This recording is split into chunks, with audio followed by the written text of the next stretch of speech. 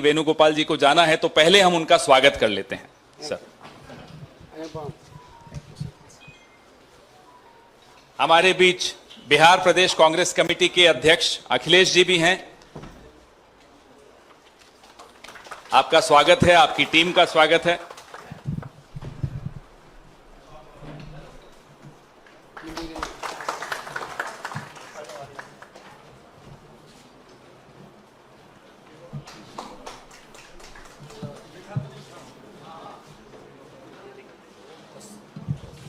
Sir, आप if you want to leave, you can. Okay. We'll take it forward. Okay, okay, sir. Thank you. Thank you, Venugopal जी। कुर्सी ले लीजिए। धन्यवाद।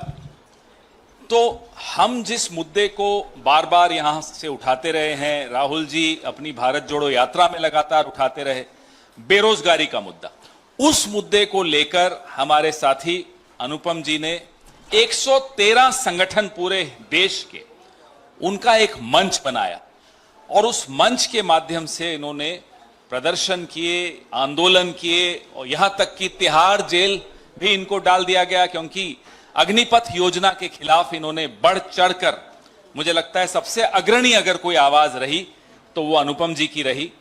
अखिलेश जी, मैं आपको भी धन्यवाद देता हूं कि आपने हमें एक नौजवान साथी को जोड़ा और इनके साथ हजारों नहीं लाखों की संख्या में लोग, और इनकी जो एक खूबी है वो भी मैं आपको बता दूं कि ये बहुत ही अच्छा संगठन की समझ बड़ी अच्छी है इनकी, ऑर्गेनाइजेशनल एबिलिटीज बहुत जबरदस्त है इनकी। मुझे पूरा भरोसा है कि कांग्रेस परिवार में ये जो अपनी आवाज उठाना चाहते हैं जिन मुद्दों पर, वो सिर्फ और सिर्फ कांग्रेस के ही मंच से उठाई जा सकती है। बाकी तो आप जानते हैं कहां हमें और आपको व्यस्त रखा जाता है किन मुद्दों पर। असली बुनियादी मुद्दों पर अगर कोई बात करता है तो वो हमारे साथी अनुपम जी करते हैं। इन्होंने कांग्रेस चुनी ही इसीलिए क्योंकि उनको लगता है कि हमारे नेता राहुल जी उन्हीं मुद्दों पर अपनी पूरी राजनीति, अपने संसद में जो वो उनकी भूमिका रहती है वो, और सब जगह देश हो या विदेश हो, इन्हीं मुद्दों पर वो अपना ध्यान केंद्रित रखते हैं। इसलिए इन्होंने कांग्रेस पार्टी का दामन थामा। मैं अखिलेश जी से पहले आग्रह करूंगा कि वो इनके स्वागत में 2 शब्द कहें। मित्रों, ऐसे तो अब मुझे स्वागत करने के अलावा ज़्यादा कुछ कहने के लिए नहीं रह गया है। अनुपम जी लगातार बिहार में एक्टिविटी करते रहे हैं, खास करके कोसी के इलाके में, सुपौल के इलाके में, और बिहार में प्रायः हर जिला में नीट में जो धांधली हुई, बेरोजगारी से रिलेटेड हर ये इशू पर, और पूरे देश भर में इनका आंदोलन चलते रहा। हमने पहले भी आग्रह किया था, आज से 4-5 महीना पहले, कि आपकी जो लड़ाई है उसमें कांग्रेस पार्टी और हमारे लीडर राहुल गांधी जी सबसे ज़्यादा सहयोग करते हैं और उस इशू को कांग्रेस पार्टी अपना इशू मानती है, इसलिए आपको साथ मिल के काम करना चाहिए। हम इनका आज इस मंच में स्वागत करते हैं और मुझे पूरा विश्वास है कि कांग्रेस के संगठन को, कांग्रेस की ताकत को बढ़ाने में इनकी महत्वपूर्ण भूमिका होगी। बिहार से लेकर देश के अन्य हिस्सों में हम इनका फिर से इस कांग्रेस पार्टी में स्वागत करते हैं और इनको भी। और एक खूबी और मैं बताना भूल गया, क्योंकि हम कम्युनिकेशन डिपार्टमेंट से हैं, तो हमारे लिए एक बहुत अच्छी ताकत और आई है, क्योंकि ये बहुत अच्छे कम्युनिकेटर माने जाते हैं बिहार भर में भी और देश में भी। मैं अब आग्रह करूंगा अनुपम जी से कि वो अपने 2 शब्द आपके सामने रखें। बहुत बहुत धन्यवाद पवन जी, और बिहार प्रदेश कांग्रेस कमेटी के अध्यक्ष अखिलेश जी को मेरा धन्यवाद। साथियों, आज मैं अपने राजनीतिक जीवन की एक नई पारी की शुरुआत कर रहा हूं। आप में से कई लोग जानते हैं कि लंबे समय से सक्रिय तो हम रहे हैं, लेकिन एक ये नए तरह का स्टार्ट है। मन में सवाल आना चाहिए कई लोगों के, क्योंकि मेरा जितना काम रहा है पिछले कुछ वर्षों से वो राजनीतिक दलों से स्वतंत्र रहा है पूरी तरह से। तो ये फैसला लेना कि पार्टी ज्वाइन करना है, उसके पीछे नेचुरली कुछ लोगों के मन में प्रश्न उठेंगे। दोस्तों, मैं कम से कम पिछले 4-5 साल से एक बात कह रहा हूं, मैं उसको आज रिपीट करना चाहता हूं। आज हम लोगों के देश में जो असल लड़ाई चल रही है वो दो तरह के फोर्सेस के बीच में है। एक है जो इस देश को बेचना चाहते हैं और दूसरा फोर्स है जो इस देश को बचाना चाहता है। एक है जो भारत को तोड़ने पर आमादा है और एक फोर्स है जो भारत जोड़ने की कोशिश कर रहा है। यहां पे कोई कंफ्यूजन नहीं रहना चाहिए किसी के मन में भी कि इस देश के सच्चे राष्ट्र प्रेमियों को आज के इस दौर में किस तरफ रहना चाहिए। जिसको कहते हैं ना, धर्म क्या कहता है? धर्म है to be on the right side of history, और जो राइट साइड ऑफ हिस्ट्री है उसका नेतृत्व आज के समय में कांग्रेस पार्टी कर रही है। कांग्रेस पार्टी के नेता राहुल गांधी कर रहे हैं। जो देश बेचने वाले लोग हैं वो मुनाफे का निजीकरण कर रहे हैं और घाटे का राष्ट्रीयकरण कर रहे हैं, जिसको हम मोडानीकरण कहते हैं। मोडानीकरण एक पैकेज है जिसमें ये दोनों बातें आ जाती है। और जो देश बचाने वाले लोग हैं उनको न्याय की बात करना पड़ेगा, और न्याय की बात सिर्फ करना नहीं, सही में कन्विक्शन के साथ जस्टिस के लिए देश में, समाज में, सड़क पर उतरने का काम करना पड़ेगा। और वो काम आसान नहीं है, उसके लिए नैतिक बल चाहिए। वो नैतिक बल आज के समय में अगर इस देश के पॉलिटिकल स्पेक्ट्रम में एक व्यक्ति किसी में अगर सबसे ज्यादा है तो वो है राहुल गांधी। इसमें कोई अतिशोक्ति नहीं है, इसको लेकर मेरे मन में कोई कंफ्यूजन नहीं है। और अगर आपके मन में सवाल हो कि क्यों कांग्रेस, तो उसका प्रमुख जवाब यही है कि हम देखिए नैतिक बल से आकर्षित होने वाले लोग हैं। हम संख्या बल, सत्ता, नंबर्स, उससे अट्रैक्ट होने वाले लोग रहते तो पिछले इतने सालों से सीमित संसाधन से लेके कठिन परिस्थितियों में ऐसी तानाशाह सरकार के खिलाफ स्वतंत्र रूप से नहीं लड़ रहे होते, कहीं ना कहीं पहले ही होते।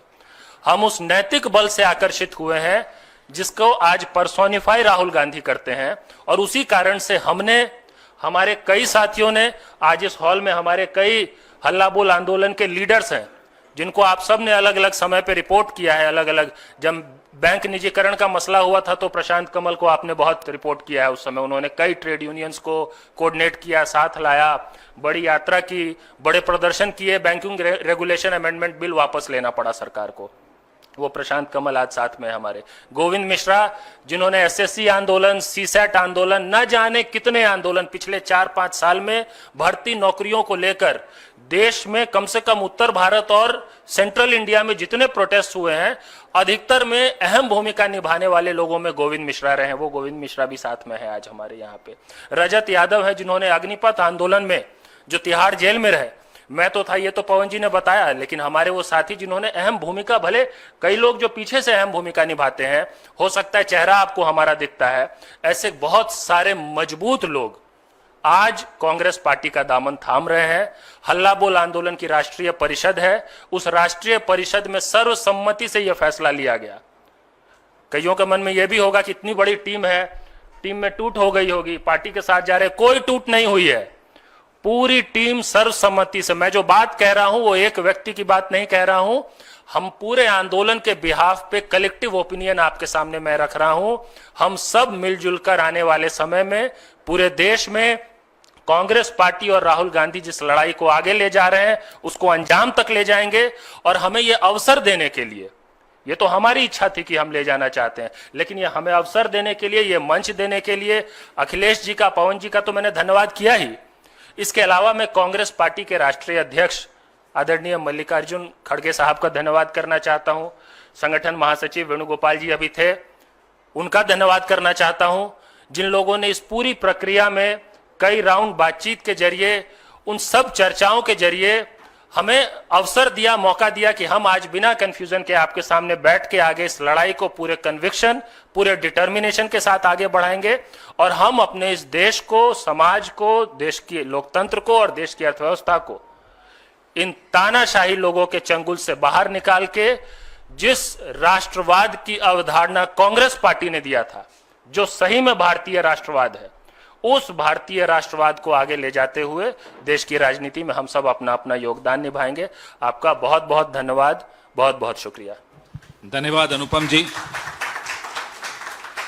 राहुल जी के लिए दो लाइनें हैं कि जिनके होठों पे हंसी और पांव में छाले होंगे, हाँ वही लोग तेरे चाहने वाले होंगे।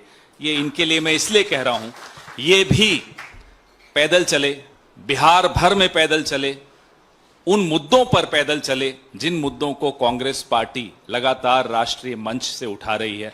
इसलिए ये लाइन भी इनके लिए बतानी जरूरी थी। ये बात इनकी जिंदगी की बहुत महत्वपूर्ण बात है। इस तरह पैदल चलना, हम सब जो राहुल जी के साथ संघर्ष करते हुए थोड़ा चले और फिर रुक गए, हमें मालूम है वो कितना बड़ा संघर्ष किया। तो आपका फिर से स्वागत है अनुपम जी। अब आपके 5 सवाल हम ले सकेंगे, फिर जाना है अखिलेश जी को भी कहीं। तो सवाल जो भी हो आपके, शुरू कीजिए।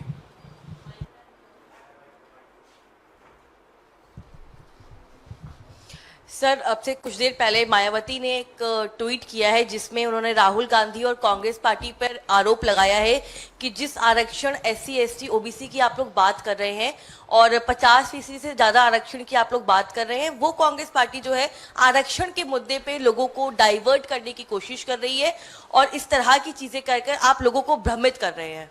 कैसे भ्रमित कर रहे हैं? हम तो चुनौती सबको दे रहे हैं। इस देश की राजनीति में जो भी सक्रिय है, जिस भी पार्टी में है, बताइए क्या 50% की सीमा आरक्षण की आप समाप्त करने के हक में हैं या नहीं हैं? हैं तो आइए हमारे साथ, मजबूत कीजिए हमारी इस मांग को। नेक्स्ट।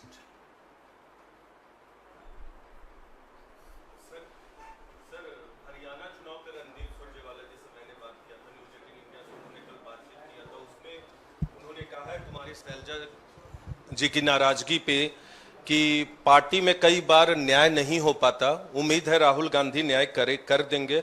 और इसके अलावा मुख्यमंत्री को लेकर वहां उन्होंने कहा है कि उनकी भी आशा है, उम्मीद है कि वो और कुमारी सैलजा राज्य का नेतृत्व करें, फैसला पार्टी को करना। देखिए, ये हर पार्टी में हर व्यक्ति को अपनी महत्वाकांक्षा के बारे में चर्चा करने की पूरी आजादी है, उसमें कोई गलत बात नहीं। मैं जो यहाँ बैठा हूं अपनी महत्वाकांक्षा लेकर बैठा हूं, अखिलेश जी यहाँ बैठे हैं, उनकी भी महत्वाकांक्षा है, अनुपम जी की भी पूरी उम्मीद है मुझे कुछ महत्वाकांक्षा होगी, तो उसमें क्या गलत है? इसमें विवाद तो कहीं है नहीं। हमारे यहाँ एक प्रक्रिया बड़ी स्पष्ट है। एक विधायक दल की बैठक होती है, विधायक दल चर्चा करता है, अपनी अनुशंसा वो केंद्रीय नेतृत्व को अवगत कराता है अपनी अनुशंसा से, और उसके बाद केंद्रीय नेतृत्व उस पर निर्णय लेता है। देयर इज नो कंफ्यूजन, और कोई कंफ्यूजन की कोई स्थान भी नहीं है। भारतीय जनता पार्टी अगर इसी उम्मीद पर बैठी है कि हमारे यहाँ कुछ कंफ्यूजन है इसलिए उनको कुछ मिल जाए, तो उनको कहिए दूर दूर तक कोई उम्मीद नहीं रखें। सर, कुमारी सैलजा जी के साथ न्याय नहीं हुआ, राहुल गांधी से न्याय की उम्मीद। मैंने आपको जैसा कहा, बीजेपी अगर इस उम्मीद में बैठी है तो वो इस उम्मीद को छोड़ दे। हम भारी बहुमत से हरियाणा जीतने जा रहे हैं, और इस पार्टी में मैं अपने अनुभव से कह सकता हूं, निजी अनुभव से कह सकता हूं, अखिलेश जी भी कह सकते हैं, हम सब कह सकते हैं, हमारे साथ देर से हो जल्दी हो न्याय जरूर होता है इस पार्टी में, और किसी पार्टी में ऐसा न्याय नहीं हो सकता जैसा हमारी पार्टी में होता है। सर, गृह मंत्री अमित शाह का एक बयान सामने आया है। कल हरियाणा में जब वो एक जनसभा को संबोधित कर रहे थे, उन्होंने कहा कांग्रेस को कटाक्ष करते हुए कि कांग्रेस कह रही थी कि जो आतंकवादी जेल में है, पत्थरबाज जेल में है, हम उन्हें छोड़ देंगे। लेकिन मैं कहना चाहता हूं, जब तक भाजपा में एक एक व्यक्ति में जान है, आतंकवाद को पंजाब और हरियाणा कश्मीर में पनपने नहीं देंगे। किस किस को उन्होंने ब्रांड एम्बेसडर बनाया जब ये 2014 के बाद सरकार में आए पीडीपी के साथ मिलकर? तो आसिया अंद्राबी एक नाम तो मैं अभी बता देता हूं। ये हमने कहां कहा है, पहले ये दिखा दें। गृह मंत्री झूठ बोले, इस देश का गृह मंत्री, तो पहले तो अचंभा होता था, अब नहीं होता, क्योंकि उनके जो बॉस हैं प्रधानमंत्री वो कम झूठ बोलते हैं।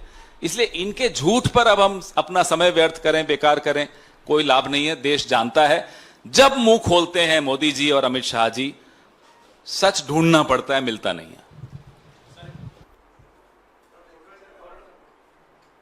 फोटो एक सवाल और हो जाए फिर last. Sir, what happened in Badlapur, the two minor girls who were being sexually assaulted, now encounter has taken place of the accused.